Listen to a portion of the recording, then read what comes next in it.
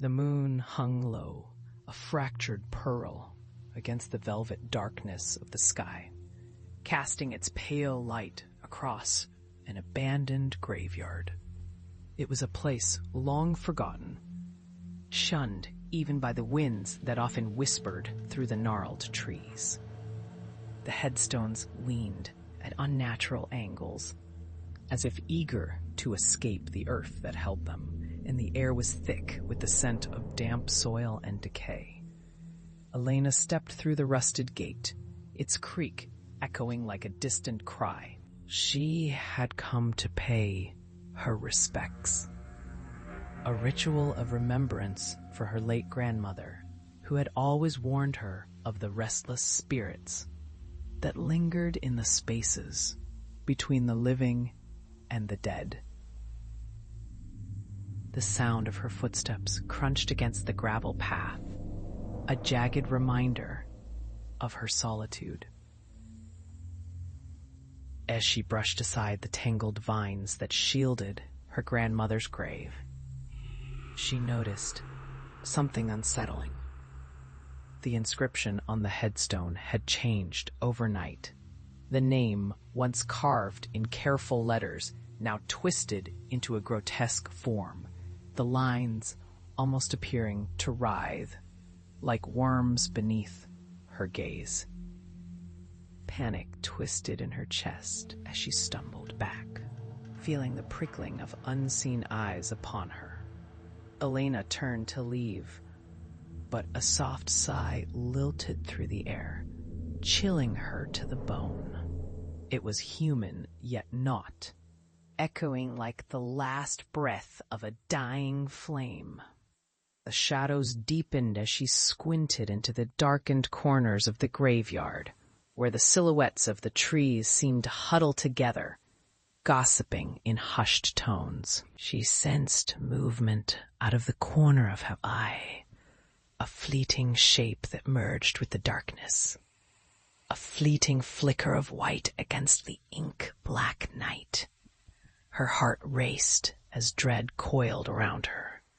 Unsure if her imagination was playing tricks, she called out for her grandmother, a desperate plea that swallowed the night.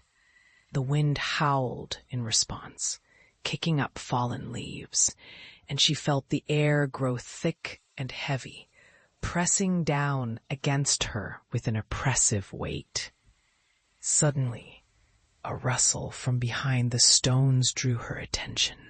She dared to look back, drawn to a figure. Indistinguishable at first, it emerged from the shadows.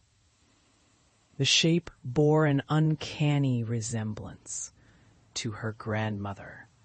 Her familiar, gentle features twisted into a rictus of sadness, eyes gleaming with sorrowful knowledge.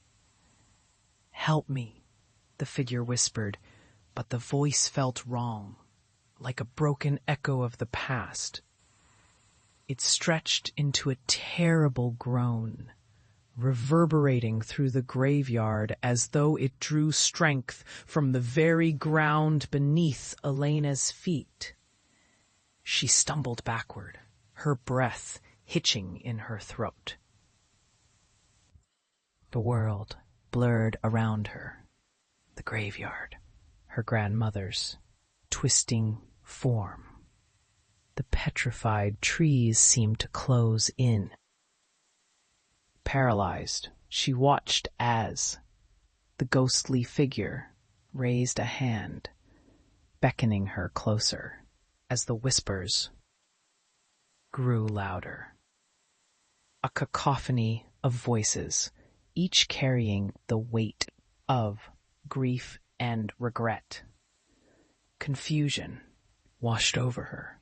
She wanted to reach out, to comfort the specter, to understand its tragic plea, but an ancient instinct warned her, a visceral knowing that to touch that hand would weave her into the fabric of the grave. The figure's face shifted.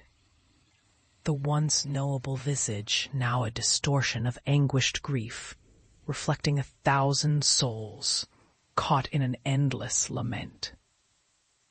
Owaina turned to flee, the reality of her body feeling as if it were trapped in a nightmarish dream. Limbs weighted by despair. But the footsteps echoed around her, soft yet insistent, and every uncrossed path through the graves blurred together in a labyrinth of the forgotten. As she burst through the creaking gate, a final whisper wrapped around her like a cold embrace.